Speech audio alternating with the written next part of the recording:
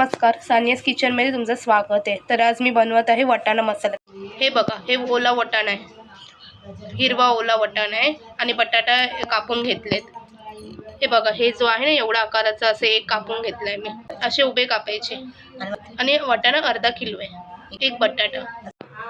हे बघा, मी कोथिंबीर घातली मिक्सरमध्ये। आता आपल्याला एक पेस्ट बनवायची। कोथिंबीर घातली आहे, 10 मिरच्या, हिरव्या मिरच्या, 2 लसूण, एक चमचा जिरं घालायचं आणि आता मिक्सरमध्ये ग्राइंड करायचं। हे बघा, हिरवा मसाला कसा मी हिरवा मसाला तयार झालाय ग्राइंड करून। बघा कसं झालंय पेस्ट। बघा, कढई तापली आहे चांगली, त्यात तेल घातलंय। तो चांगला तापला, त्यात मी घातले तेल जरा जास्तच घाला, अर्धा चमचा जिरं।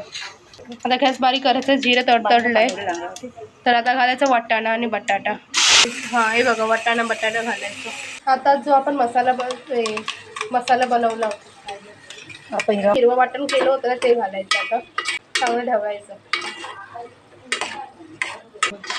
यात पाणी नाही घालायचं, कारण जे हिरव्या मसाल्याचा जो वाटण आहे ना, त्याच्यामध्ये थोडं पाणी आहे, त्याच्यानेच हे करायचं। मग पाणी घालायची काही गरज नाही आहे। हे बघा, मग पाणी घालायची गरज नाही, पाणी किती हे झालं बघा। चवीनुसार मीठ घालायचं। आता थोडा वेळ वाफेवरचं शिजू दे, 10 मिनटं। हे बघा, बटाटा शिजलाय चांगलंपणे।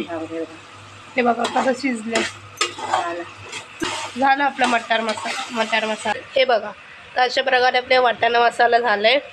तुम्हाला हे वाटाणा मसाला नक्की आवडणार, कारण ह्यात वाटप ना कांदा टमाटरची झंझट, झटपट होणार रेसिपी आहे। लाईक शेअर सबस्क्राईब करा आणि आपल्या इतरांनाही शेअर करा। चला भेटू पुढच्या रेसिपीला, बाय।